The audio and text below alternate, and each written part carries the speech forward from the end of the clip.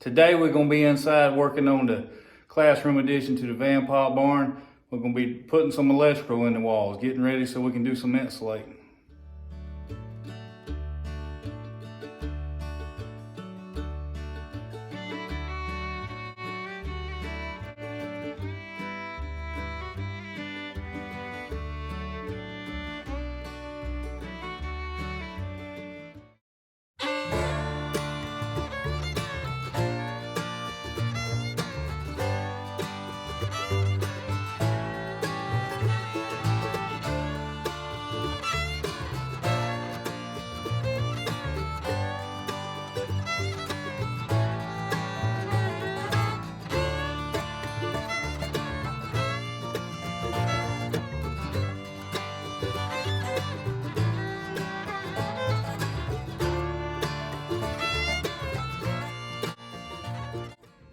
All right, guys, just so you have an idea what I got going on here. I went around and laid out where I wanted my receptacles. These are only 7 inches off the floor, which is abnormal because we have one over in the corner back there, 7 inches off the floor, because it was an existing exterior receptacle before we added this classroom on. Since I want them all to look the same, going ahead with 7. It's a little aggravating working that close to the floor, but it'll be all right. Any C code for residential doesn't give you a height. It's common 16 inches, some say to the top, some to the bottom, some to the center, whatever. But they say that because the height of a handle on a hammer, when you stood your hammer up, used to be 16, and that's what they marked with. But code doesn't actually say. Code gives you some heights on some of your receptacles, like in special uses in certain locations, but not your general locations. So we're drilling, and we'll come back and put nail plates everywhere it crosses. We put a staple within 12 inches of the box every time to secure the wire. Horizontally, all right, because the studs carry it. I want to show you, you need a spinning jenny for your wire. You don't have to go buy a fancy one, because the fancy ones hook on a stud, which wouldn't even work here. We screw this on here. I've had 2 different shelf brackets over the years, but for 20 years, this rig right here has worked. This is some flat bar that I got from Lowe's or Home Depot and bent it by hand, drilled a hole and there's an eye bolt. You can see it right there. There's an eye bolt coming up through there. And I got a couple lengths of chain and got a piece of plastic pipe over it to keep the wire from getting snagged on it. Give it something smooth to run on. Got it going up, swivel. Now, as you can see, it's the second swivel in 20 years, but I bet I got $7, $8 in that thing, other than this brass swivel that's on there now, that I don't even know where it came from. I found it. And it's worked great, where it used to be $80 for the store-bought one. And I ran a business using this thing, and it worked just fine. So we're gonna use it here at the ranch, wiring these buildings. And over here, we got a above the counter receptacle. And what I like to do is go 43 to the bottom, and then put my light switches at 43 to the bottom. That way, if any of them are close to one another, they're on the same plane and they look good.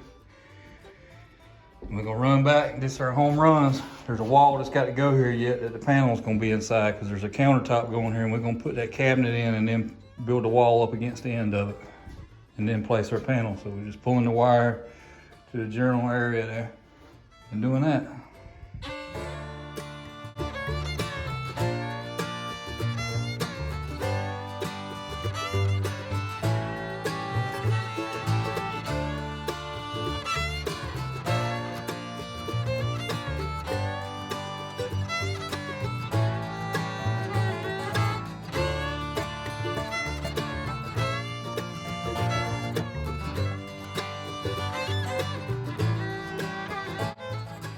Guys, we pretty well got this end of the classroom wired, other than this, what was an existing exterior wall, which is an element of itself. We'll do it last because we're trying to get ahead of my wife so she can get in here and insulate. We got to get these receptacles on this wall, but I'm gonna go ahead and start down here and start putting these boxes in on this end. Let's get with it.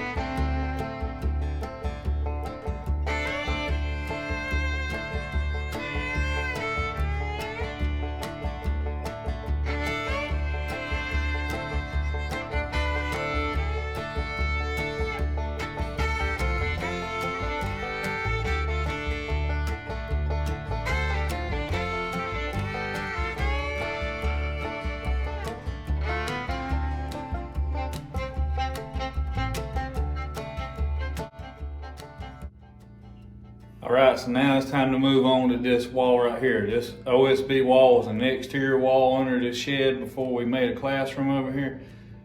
And it's gonna get covered with drywall. We need to recess in and trench in some wire to some receptacles.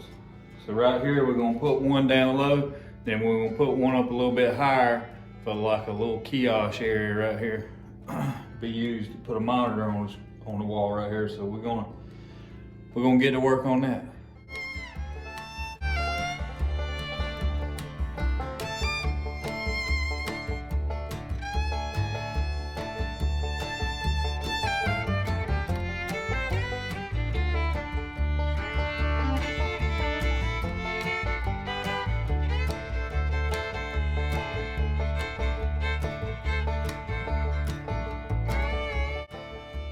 Guys, I actually found a hidden blessing. When I cut this hole in here for this pop-in box, I found there's another receptacle right here, and upon inspection I found that I actually had a spare circuit capped off inside that box.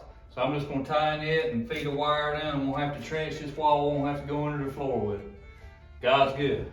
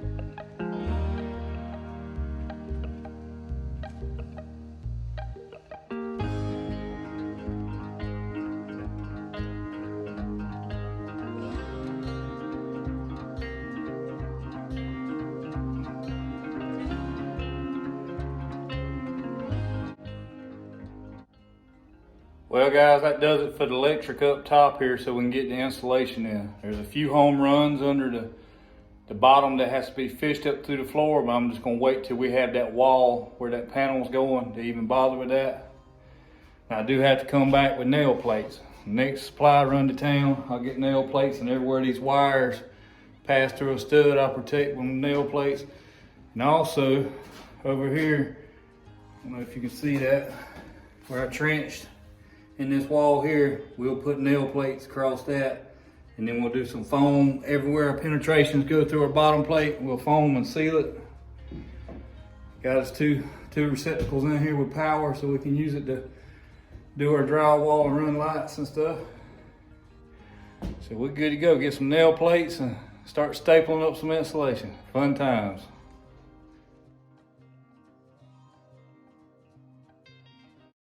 Thank you guys for watching today's video. Please like and subscribe and follow us on social media. As always, God gives the glory for the good in their lives. Jesus Christ is our Lord and Savior. Feel free to reach out to us in the email in the description below with any prayer requests or questions about how He can be your Savior. Thank you and God bless.